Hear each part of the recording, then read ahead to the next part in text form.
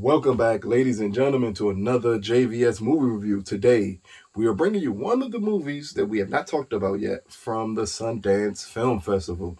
Now, if you've been paying attention, about a month ago, me and Sam did two reviews from the Sundance Film Festival, which was Eight for Silver and another crazy movie that I cannot currently remember the name of. But we have a couple of other films from the film festival, and this is one of them right here. This one is called On the Count of Three, starring Jerrod Carmichael, Christopher Abbott, Tiffany Haddish, and J.B. Smoove. This is also Mr. Carmichael's directorial debut. Let's give you a quick synopsis. Two guns, two best friends, and a pact to end their lives when the day is done. It sounds very simple. This is a extremely dark comedy. Let me start off by saying, when we got news of the Sundance Film Festival, this was one of the films that I circled. Jerrod Carmichael is possibly my favorite comedian currently. And I thought, hey, if he's doing a movie like this, I'm thinking, well, this should be a really funny ride to go on to.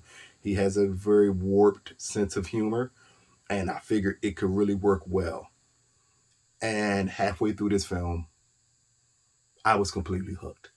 It is a very disturbing film to watch. It starts off with Jerrod's character on a work site and him getting a promotion on the work site, and then him going to the bathroom attempting to kill himself.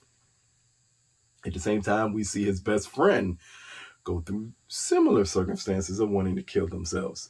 And within the first 20 minutes, we get these two make a pact, and it looks like they're going to shoot each other in the face. And the best friend pauses for a second and jumps out the way of the fire. And then we are set down a path of really a self-examination of both characters of what led them to this situation. And when we get to the crux of what led them to the situation, this becomes a very tragic, beautiful film. Now, for a first-time director, Jerrod really gets a lot out of his performance and his co-stars' performances, which is odd. Again, for a first-time director, they normally struggle a little bit when it comes to getting other people's performances, but he nails it perfectly on getting everyone's performance in this movie. As I said, the cast is not huge, and him and Mr. Abbott are the main characters in it. And Tiffany Haddish has a role in it, a very small role, but extremely important role. J.B. Smoove, same thing, small role, but an important role. But as we just see these two go about their lives and them attempting to right some wrongs that happened to them, while also confronting some of their past demons that attempt to get their lives in order amazingly before committing suicide, it is touching at times. Again, it is extremely heartbreaking. It is not an easy watch, but it's something that once you watch it, it can have you appreciate what it is to feel lost in this world and not understand how to get out of whatever you're in. And it just nails it on so many levels, so many times that I was not disappointed with. As I said, it is shot wonderfully. It is one of the best written films I've seen in a couple of years, especially from this dramatic comedy genre. It's one of the best written things I've seen in a pretty long period of time. Again, everyone in the cast is pretty solid. It's not much to say without me giving away any portions of this movie, which I don't think is necessary to give away any portions of this movie. Because again, the setup is very simple here. It's technically a suicide pact between two friends who have had enough with life. But boy, it gets tragic. It gets serious.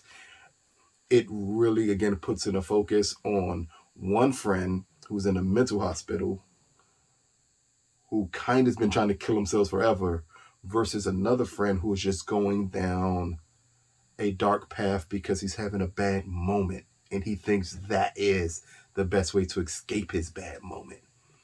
So we get scenes where the friend who is always, which is Christopher's character, who's always attempted to kill himself, trying to get his other friend to say, you haven't earned attempting to kill yourself yet. You don't know what's going on. And statements like that in this movie are extremely powerful and stuff that people need to see, because maybe it will help wrap people's minds around the thinking that goes into someone believing, I've had enough.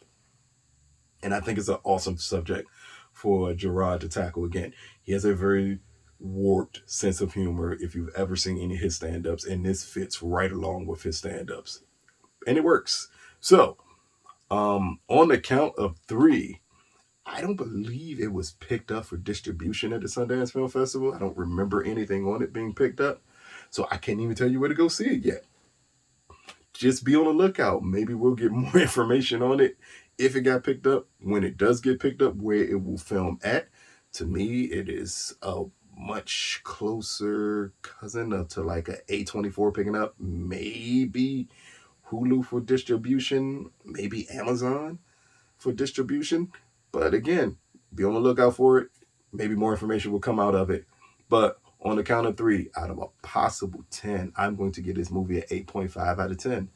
This was the second best movie I saw at Sundance this year.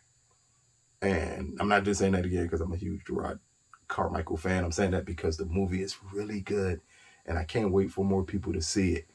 This has been another JVS movie review. Peace, people.